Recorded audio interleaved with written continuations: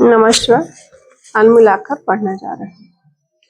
सुना है आप केमिस्ट्री भी बढ़िया जानते हैं। हाँ, मेरी हॉबी है। पेशा कभी नहीं बनाया। अच्छा, कब से शुरू किया था सीखना? बचपन से ही, साहब बोलते हैं। तब तो अच्छी पकड़ हो गई होगी इस विषय पर। हाँ, अभी तक तो जितनी भी भविष्यवाणियां की है, एकाध को छोड़कर सभी सटीक साबित हुई है। वैसे रेखाओं का क्या? रेखाओं से मुकद्दर तो नहीं बनते। मुकद्दर तो ऊपर से ही बनकर आते हैं। तो ये आपको क्या लगता है कि आदमी के बस में कुछ भी नहीं? देखिए, मेरा अनुभव जहाँ तक कहता है कि प्रारब्ध जनित कष्टों से पूर्णतः मुक्त नहीं हुआ जा सकता। हाँ, अपने प्रयास से कुछ संशोधन हो सकता है। आपने तो शिव को गुरु बनाया है ना? हाँ, बहुत पहले ही बनाया था। जब वह शिव साकार अवस्था में नहीं है तो आपने गुरु कैसे बनाया? देखिए, गुरु का शरीरधारी होना आवश्यक नहीं है। शिव के निराकार या साकार अवस्था में विभेद नहीं किया जा सकता है।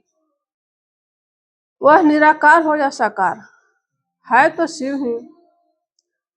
उसकी दोनों स्थितियां हो सकती हैं। आपको स्वतंत्रता है कि आप उसकी निराकार स्थिति को स्वीकार करें या साकार रूप को अंगीकृत करें। सिन्हा साहब का मन आज प्रश्नों का अंबार लेकर आया था। उन्होंने फिर पूछा, आप सभी को नमः शिवाय से नमन करने की सलाह क्यों देते हैं? मैंने तो आज तक ओम नमः शिवाय ही सुना है।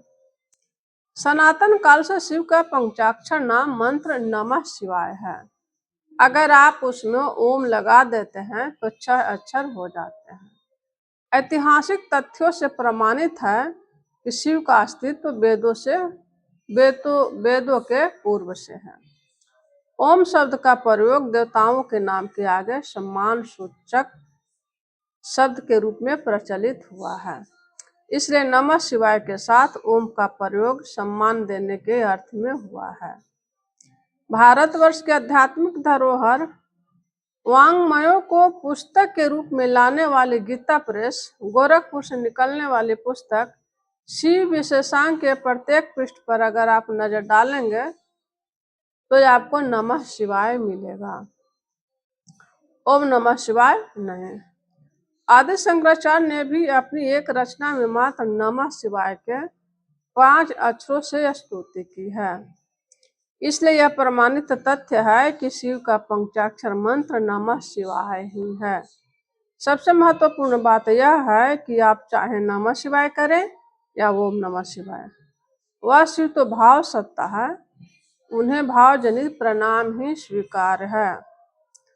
जीप के आगे 2 ही सीटें थी, इसलिए हरिंद्रानंद ड्राइवर को पीछे कर जीप खुद चला रहे थे। शाम आए, अंधेरा आया। बेगूसराय पहुंचते पहुंचते 7:30 बज गए। सिन्हा जी ने कहा, मेरा घर शहर के बगल में है, रात में रुक कर क्यों नहीं सुबह पटना चला जाए।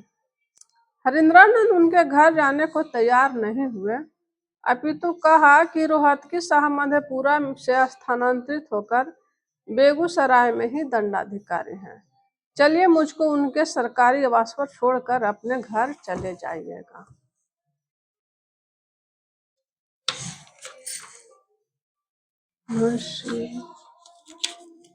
अच्छा, चंद्रभूषण रोहतकी? हाँ, बहुत दिनों से आपने यहाँ आने का निमंत्रण दे रहे थे। आज जब रुक ही रहा हूँ तो उनकी शिकायत भी दूर कर देता हूँ। चलिए, आपको उनके घर छोड़कर मैं वापस आऊंगा। ठीक है, चलिए। चंद्रभूषण रोहतकी के घर पहुंचने पर स्टाफ द्वारा सूचना मिली कि वे घर पर नहीं है। हरिंद्रानंद ने कहा, फिल्म देखने गए होंगे, सिनेमा उनकी कमजोरी है। सर, आप लोग कहाँ से आए हैं? मधेपुरा से आ रहे हैं, पटना जाना है। राम नारायण सिन्हा ने कहा, बैठिए। नहीं, सिनेमा हॉल में ही मिल जाएंगे, वही चलते हैं। हरिंद्रानंद ने कहा। स्टाफ ने सिनेमा हॉल का लोकेशन बताया। दोनों सिनेमा हॉल पहुंचे। बात सच निकली, वे वहीं मिले। रोहतकी साहब को वहां से लेकर उनके आवास पर लौट आया। अपने पुराने मित्र और छोटे भाई जैसे हरिंद्रानंद को देखकर हर्ष तिरेक से लबरेज हो गया। रोहतकी बाबू। दोनों बाहर बागवानी में लगी कुर्सियों पर बैठकर गप करने लगा। श्री गुरु बेशक वार्ता के साथ साथ संसारिक बातें भी चले। उन्होंने कहा, अगर आप कोई असुविधा न हो तो कुछ दिन यहाँ रहते। आपका सानिध्य मन को मानो कैलाश की महकता पर ले जाता है। आपका वाक कौशल तो हिमालय से शीतलता दे जाता है। लगता है आपसे कुछ सुनता रहूं, बस सुनता ही रहूं। ऐसा क्यों नहीं करते?